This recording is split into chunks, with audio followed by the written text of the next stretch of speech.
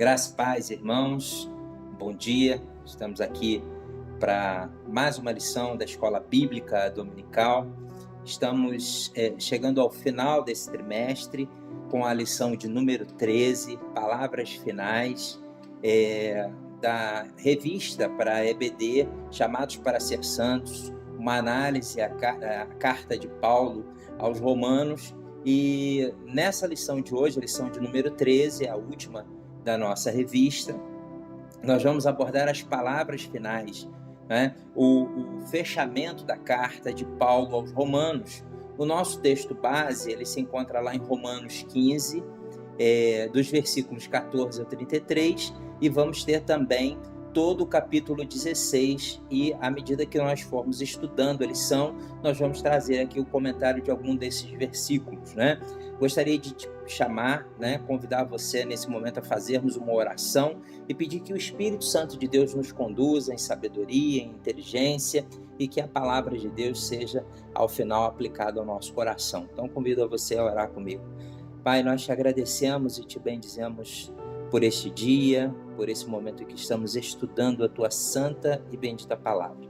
Que nesses momentos, Senhor, em que estivermos aqui, o Teu Espírito Santo tenha liberdade de falar ao meu coração, em falar ao coração do meu irmão que nos assiste, da minha irmã, e que sejam momentos de estudo da Tua palavra para compreendermos, Senhor, aquilo que o Senhor tem a tratar com cada um de nós. Nós oramos assim em nome de Jesus. Amém.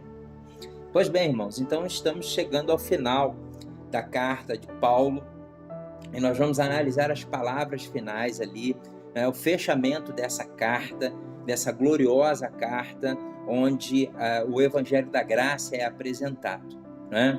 Então vale a pena lembrar rapidamente a estrutura da divisão, uma estrutura básica, né, da divisão da carta de Paulo aos Romanos, que é o seguinte: do capítulo 1 ao capítulo 11, nós vamos ver Paulo apresentando a doutrina da graça, né? Paulo nos vai apresentar a teoria da graça, dando-nos a conhecer de quem éramos antes de Cristo e o que Cristo fez por nós através da redenção.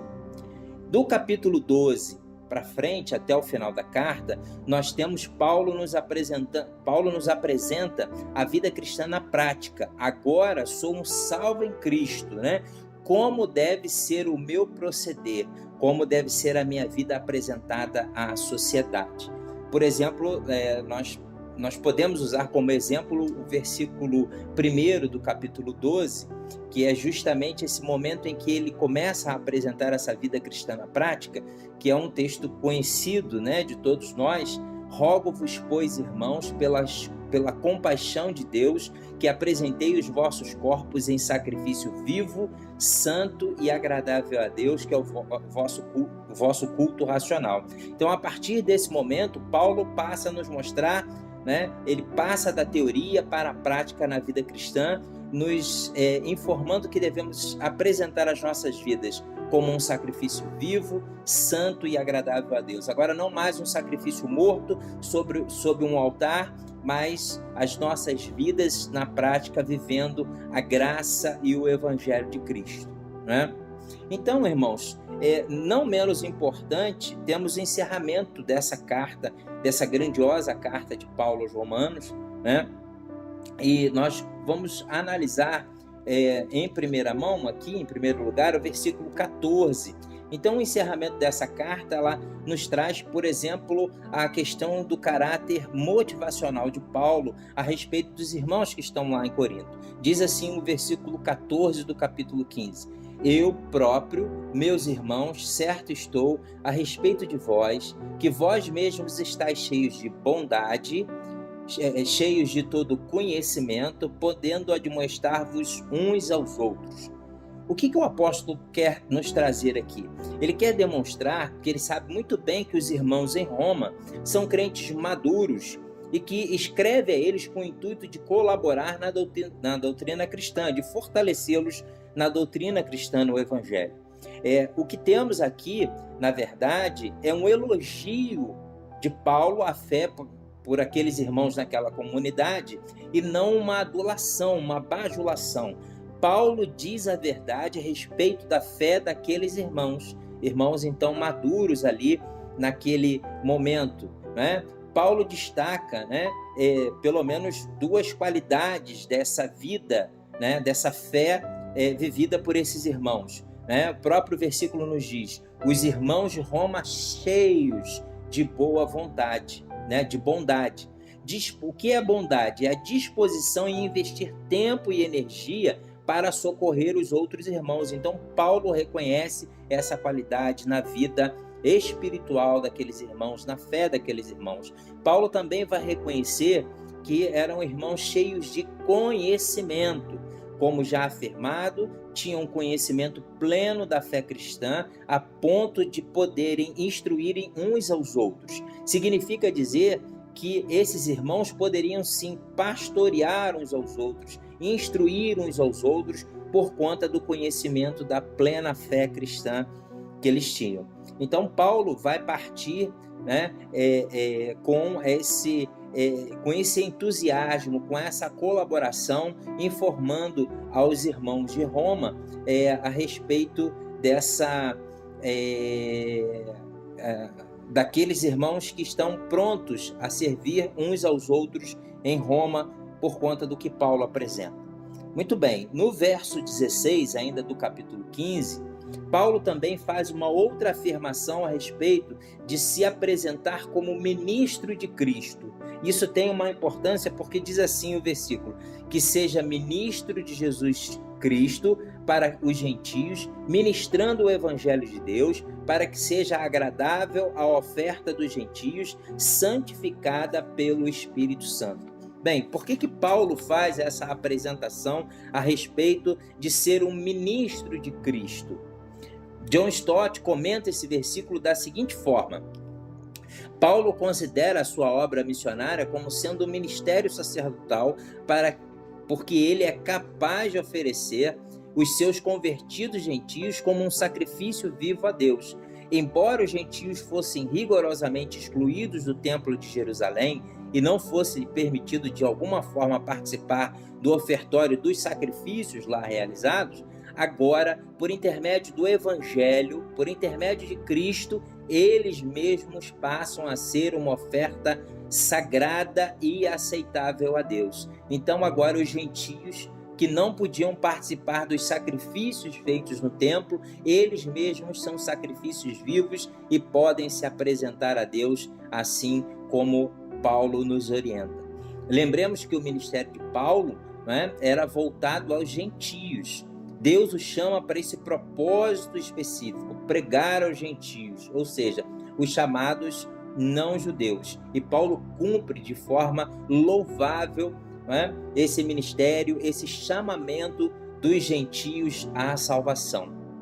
Outro destaque também é destacar, um destaque paulino, né, é destacar ao caminhar para o término dessa carta, é de que Paulo, né, apresenta toda a glória que tem, que é devida a Cristo. Paulo, então, apresenta no versículo 17 da seguinte forma: de sorte que tenho glória em Jesus Cristo nas coisas que pertencem a Deus.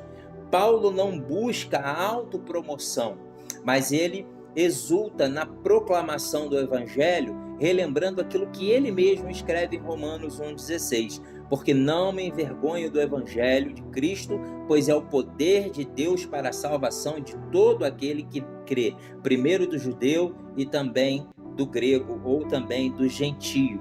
Então, toda a glória pertence a Cristo. Isso é algo que Paulo deixa muito claro, dizendo o seguinte: toda a glória, né, conquistada por Paulo, ele atribui a Cristo. Isso é algo muito importante, porque Paulo não faz de si, né, uma autopromoção. Finalizando o capítulo 15, não poderia ser de forma diferente, né? O grande missionário, né, apresenta os seus planos missionários e as suas viagens missionárias. Romanos 15:19 diz assim: pelo poder dos sinais e prodígios e pela virtude do Espírito de Deus, de maneira que desde Jerusalém e arredores até Ilírico tenho pregado o Evangelho de Jesus Cristo. A ideia aqui, nesse versículo, é pregar o evangelho onde ainda não se havia pregado, onde o evangelho não chegou. Esse era o desejo de Paulo, de levar as boas novas àqueles que necessitavam. O evangelho foi pregado do Oriente ao Ocidente, na maioria das cidades mais importantes da época, principalmente onde não havia o Evangelho. Esse era o objetivo de Paulo, chegar com o Evangelho ainda onde não se tinha alcançado. Paulo, grande desbravador na pregação do Evangelho, expõe o seu desejo, inclusive, de avançar até a Espanha para lá também pregar o seu Evangelho. Então, dentro do contexto aqui do encerramento do capítulo 15, é isso que nós temos para destacar. Mas, então, vamos avançar para o capítulo 16, que é o último capítulo dessa epístola. Muito bem. No capítulo 16, o grande pastor Paulo vai dar destaque à importância das pessoas na igreja e destaca também a importância do relacionamento dessas pessoas na igreja. Dentre as cartas do apóstolo, aqui é a mais longa saudação dentre elas. Aqui o pastor Paulo, de forma cuidadosa, aponta a importância da atuação de cada indivíduo na igreja e no seu ministério, né? E a importância desse relacionamento dentre elas no seio da igreja e no reino de Deus. Segundo o pastor Hernandes Dias Lopes, o capítulo 16 de Romanos, ele pode ser dividido basicamente em 5 pontos. Muito bem. Versículos 1 e 2 é a recomendação pastoral. Paulo recomenda a irmã Febe. Febe era uma irmã fervorosa que servia a igreja com os seus dons pessoais e também com os seus bens. Ao que parece, ao que indica, ela foi a portadora dessa carta de Paulo aos Romanos até aos irmãos que viviam em Roma. Tanto é que ele faz essa recomendação para que os irmãos a recebam, né, em seus lares.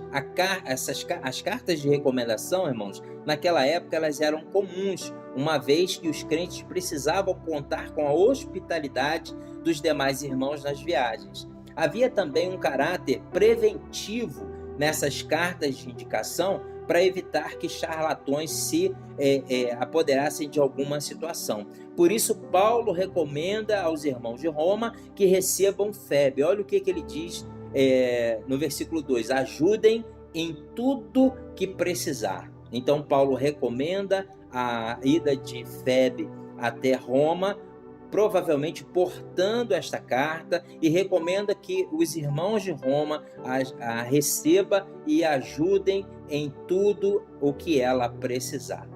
Essa é a primeira recomendação, versículos 1 e 2, é a recomendação pastoral no encerramento de Paulo a sua carta aos Romanos.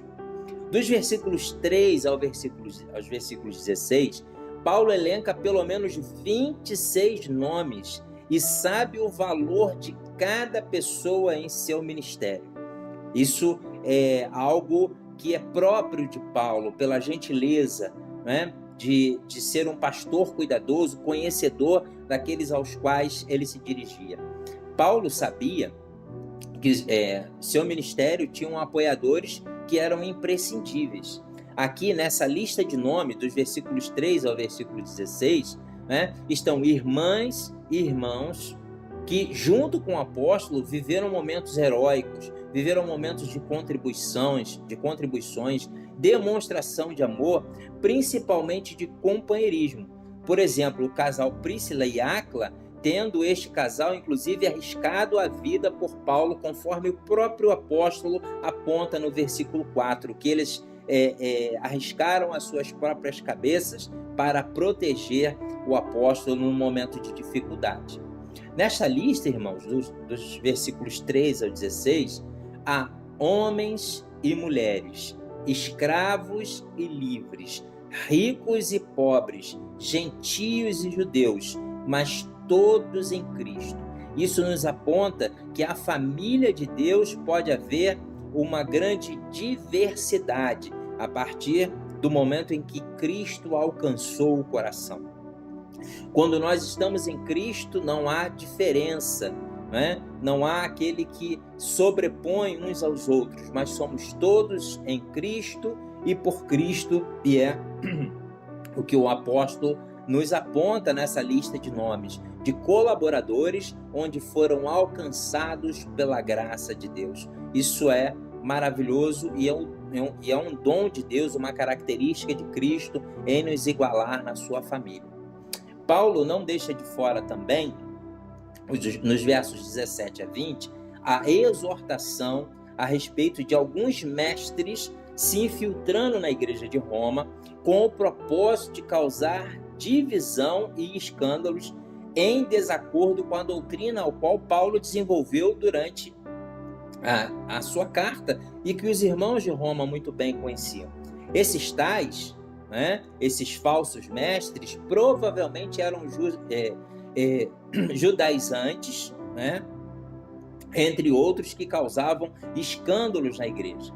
O apóstolo, então, como um pastor, precisa atuar, né, de forma atenta. Ele orienta os irmãos em Roma a fazer duas coisas. Primeiro, identificar quem são esses falsos mestres. Identificados, os irmãos de Roma deveriam afastar-se destes, né, dos que quebravam a verdadeira comunhão e que, quebrando essa comunhão, queriam arrastar também alguns daqueles irmãos consigo.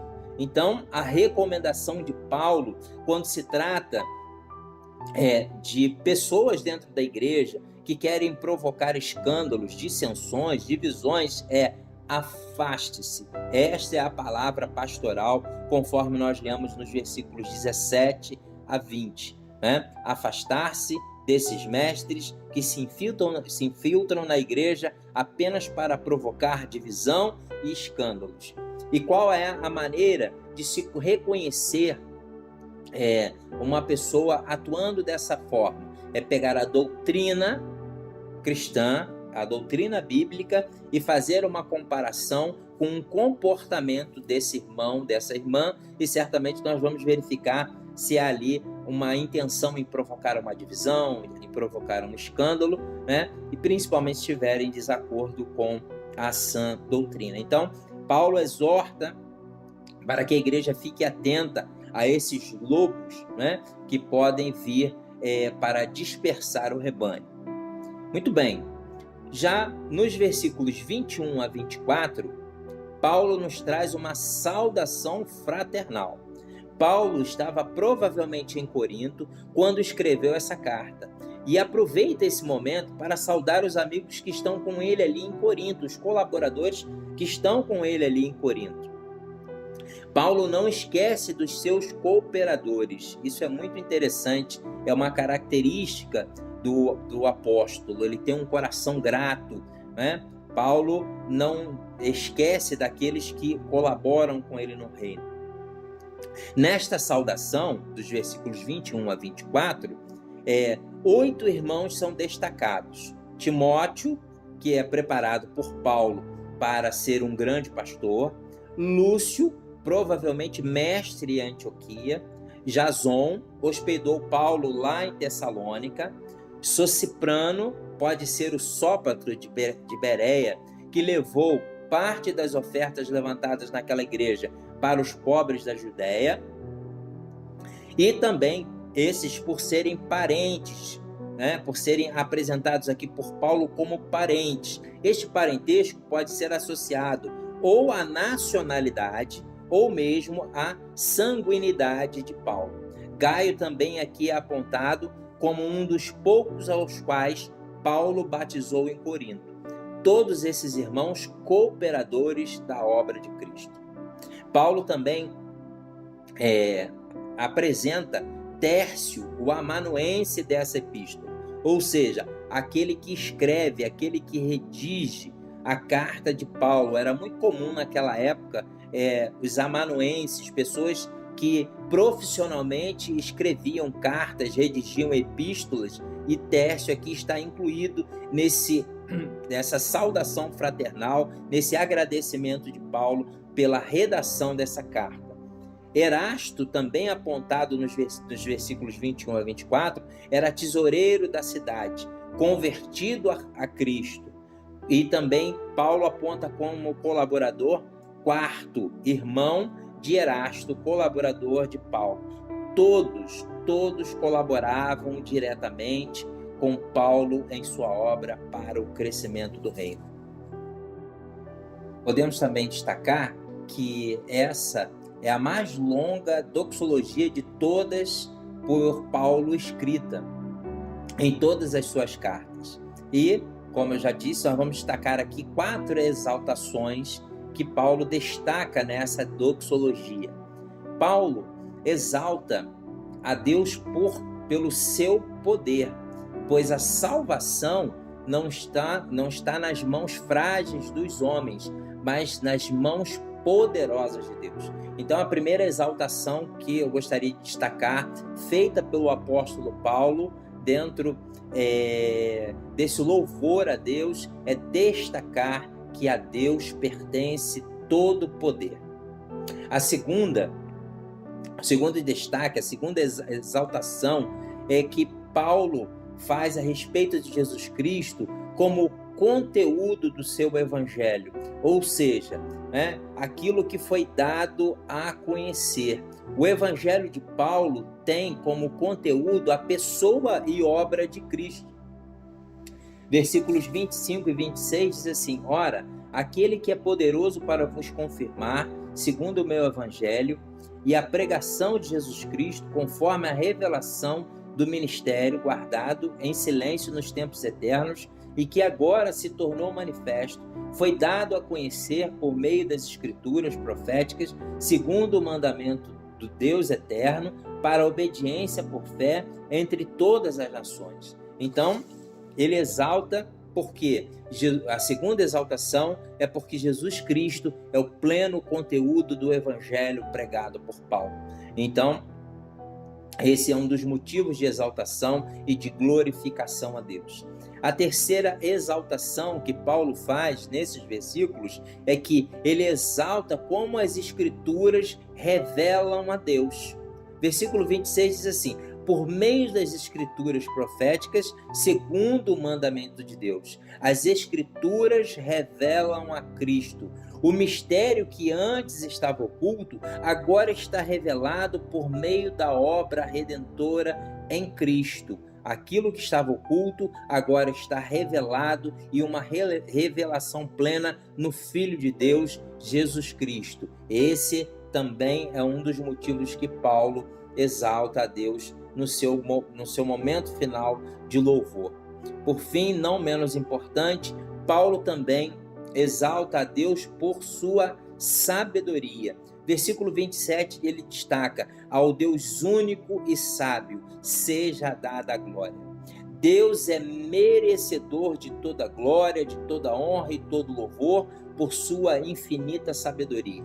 Louvado seja Deus por conta da sua insondável sabedoria, ao qual talvez ele um dia, quando formos glorificados, ele nos deixe conhecer um pouco mais dessa sabedoria, mas certamente ela jamais será esgotada por nós, né? Certamente ele vai nos permitir conhecer um pouco mais, mas certamente desse Deus eterno, vitorioso, nós não conheceremos a plena sabedoria. E louvado seja o próprio Deus, porque essa sabedoria, ela é eterna. Que carta, meus irmãos, que conteúdo desenvolvido por Paulo. Por fim, as saudações que acabamos de ver. Tudo feito com muita responsabilidade, com muita sabedoria, com conhecimento de causa, principalmente um conhecimento profundo de nosso Senhor Jesus Cristo. Paulo tinha essas qualidades. Agora, nós, povo redimido de Deus, que passaremos a eternidade atribuindo a Ele, a Deus, louvor e glória e sabedoria, e as ações de graça e honra e poder e força. A adoração sempre será por seu poder e sabedoria manifestos na salvação que há em Cristo Jesus. Eu espero que a carta aos Romanos tenha edificado a sua vida, assim como edificou certamente a minha vida e dos demais professores. Nós daremos início no próximo trimestre. Nós já temos a revista disponível aqui na nossa igreja, que vai falar a respeito da lei e dos profetas. Então, eu convido a você também a participar, a caminhar conosco, né, no próximo trimestre, também aí estudando as lições e aprendendo um pouco mais sobre o que Deus tem para tratar conosco, né? E que você fique muito à vontade, participe conosco, né? Deixe aí as suas dúvidas, participe dentro daquilo que você entendeu interessante. Não se esqueça de compartilhar, deixa aí o seu like para que possamos ter aí uma projeção maior dentro do YouTube a respeito dos nossos vídeos, e abençoe alguém enviando este link para que ele possa ser também participante da palavra de Deus e seja abençoado também. Que Deus abençoe seu domingo e que você tenha um dia feliz e abençoado. Muito obrigado.